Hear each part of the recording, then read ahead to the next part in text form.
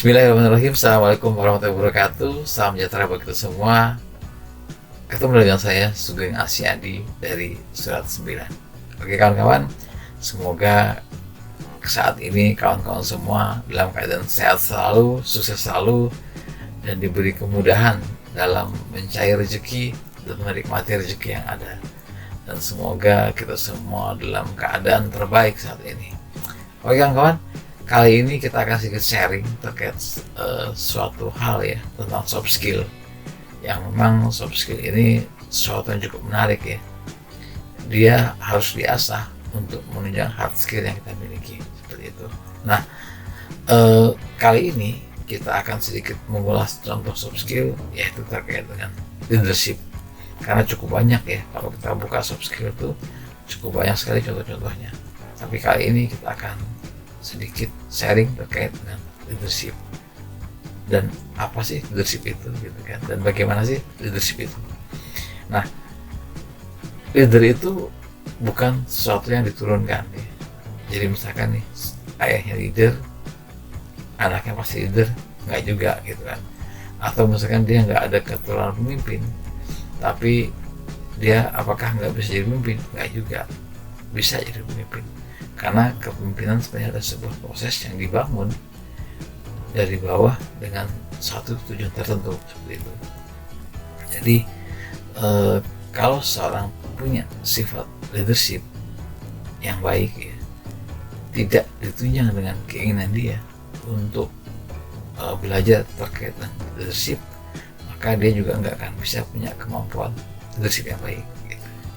Tapi orang yang nggak punya bakat leadership tapi dia punya kemauan untuk belajar terkait leadership, maka dia insya Allah bisa menjadi seorang leader seperti itu.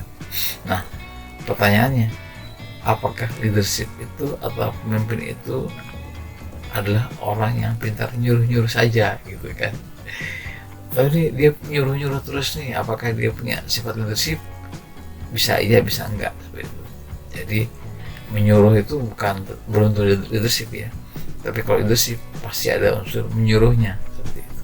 Nah, contoh gini, misalkan dalam sebuah manajemen kedai atau restoran ada seorang manajer restoran misalkan.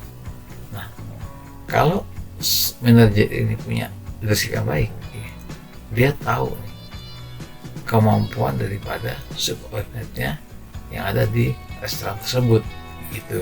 Jadi misalkan si A ini pinternya masak nasi goreng misalkan, si B ini cek juga sih, tapi dia kurang enak nih kalau masak nasi goreng, dia lebih pas yang masak steak misalkan. Nah, ketika ada pesanan produk, si manajer tadi pasti akan menyuruh kepada chefnya untuk membuat menu terbaiknya, masakan terbaiknya gitu. Nah, ketika ada yang pesan nasi goreng, pasti leader ini akan menyuruh chef yang ahli nasi goreng seperti itu. Tapi ketika ada yang pesan steak, pasti chef ini akan menyuruh kepada yang pintar masak steak. Nah, sehingga si leader tadi dia bisa mengarahkan atau mengerahkan ya potensi yang ada di subnya sesuai dengan kapasitasnya itu.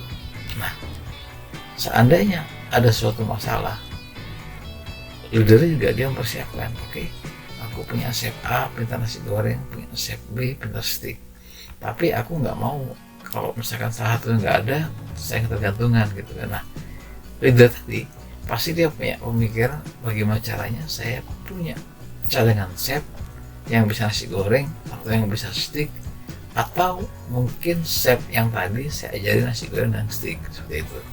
Jadi sehingga kalau salah satu mereka sakit, mereka tetap bisa buat nasi goreng atau steak seperti itu. Itu contohnya.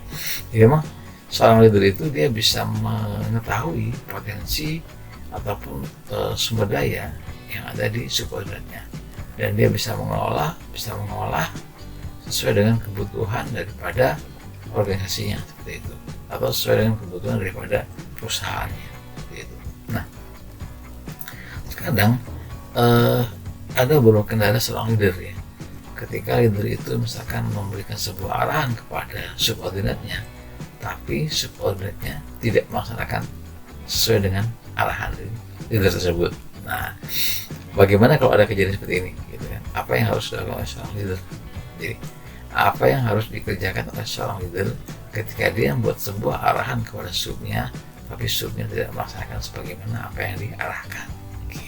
Nah, kalau udah kayak seperti ini, jadi ada beberapa hal yang harus kita kerjakan ya. Jadi kalau pertama harus dievaluasi dari leader itu sendiri. Apakah dia sudah menyampaikan sesuatu dengan tepat dan yang disampaikan adalah seperti apa yang diinginkan, seperti itu.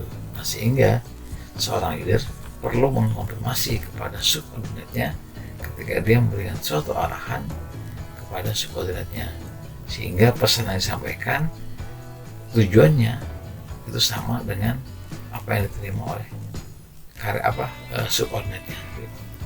Nah, yang kedua, ketika dia sudah memastikan menyampaikan dengan baik, ya, nah si leader itu juga harus mengetahui posisi ataupun kondisi subnya, seperti itu. Apakah dia bisa mengerjakan atau mengerjakan atau mengikuti arahan yang disampaikan sesuai pada waktunya dan sesuai dengan kondisi yang diinginkan. Karena terkadang seorang leader itu memberikan sebuah arahan, sebuah tugas pada subnya, tapi dia nggak lihat nih subnya mungkin sedang mengerjakan apa, hal yang lain juga untuk kepentingan perusahaan, seperti itu, sehingga menumpuk, gitu kan. Nah, sehingga leader juga harus bisa mengukur dan mengetahui bagaimana aktivitas subnya saat itu sebelum dia memberikan sebuah arahan, sehingga arahan yang dibuat tadi bisa selesai sesuai dengan deadline yang diberikan, seperti itu. Nah, yang kedua ya, jadi pastikan dulu apa yang disampaikan itu sesuai dengan apa yang diinginkan ya, dikonfirmasi ulang. Yang kedua, kita lihat dulu situasi daripada sub tadi, apakah dia bisa apa enggak nih mengerjakan sesuai dengan waktu yang kita inginkan, seperti itu. Nah, kemudian sering case juga yang terjadi ya, bagaimana ketika seorang sub itu menolak, ya kan? Menolak atau mereject keinginan daripada manajernya ya, seperti itu. Jadi ketika seorang sub menolak, juga seorang manajernya jangan marah-marah dulu ya, atau posisi kita sebagai leader juga jangan marah-marah dulu. Kenapa? Bisa jadi ada sesuatu yang mungkin mengganjal di subordinat tersebut, seperti itu. Sehingga kita perlu menanyakan nih, kira-kira kenapa nih kok dia nggak mau melaksanakan arahan tersebut? Mungkin dia sedang ada permasalahan, mungkin dia tidak punya kemampuan ya. Kadang-kadang gini, seorang leader itu punya sebuah ekspektasi kepada anak buahnya, kepada subnya. Oke, si A misalkan pintar main bola, gitu kan. Nah, kemudian dia disuruh mewakili perusahaan untuk main bola. Padahal si sub ini hanya bisa main bola sekedar nendang, gitu kan. Ya mungkin kebetulan pas main bola bareng manajernya, dia ngegolin bagus gitu, dia nggak bisa main bola. Tapi ternyata si sub tadi nggak bisa main bola, gitu. Atau dia nggak pede dengan kemampuan dia. Nah, sehingga seorang leader dia harus bisa mengkonfirmasi dengan baik apa yang menjadi penyebab. Nah, misalkan tadi kita contoh skill ada pertandingan bola ya, dia nggak bisa. Nah, dikonfirmasi kepada si sub tadi, apakah memang dia nggak bisa main bola, ya kan? Ataukah dia memang nggak lagi sakit ya kondisinya sehingga dia nggak bisa main bola, atau dia nggak pede dengan kemampuan dia, seperti itu. Dia sama main bola yang bagus, ini bagus, tapi karena mungkin mewakili perusahaan dia jadi beban nih, takut juga saya nih, gitu kan. Jadi itu hal-hal yang memang harus dipahami oleh seorang leader. Jadi seorang leader tidak boleh langsung mengejas ya, ataupun langsung memvonis subnya ketika ada sesuatu yang ditolak oleh subnya, atau mungkin sesuatu yang diarahkan tapi tidak dikerjakan sesuai dengan waktu ataupun keinginannya, seperti itu. Oke kawan-kawan, terus yang terakhir, bagaimana kalau kita pingin menjadi seorang leader. Oke, nah ini menarik. Jadi kalau kita ingin jadi seorang leader, satu aja kuncinya, ya kita harus mau untuk meluangkan waktu, mengupdate kemampuan kita dan belajar terkait dengan leadership. Oke, thank you kawan-kawan. Itu sedikit sharing kita hari ini. Semoga bermanfaat. Sukses buat kita semua. Wassalamualaikum warahmatullahi wabarakatuh.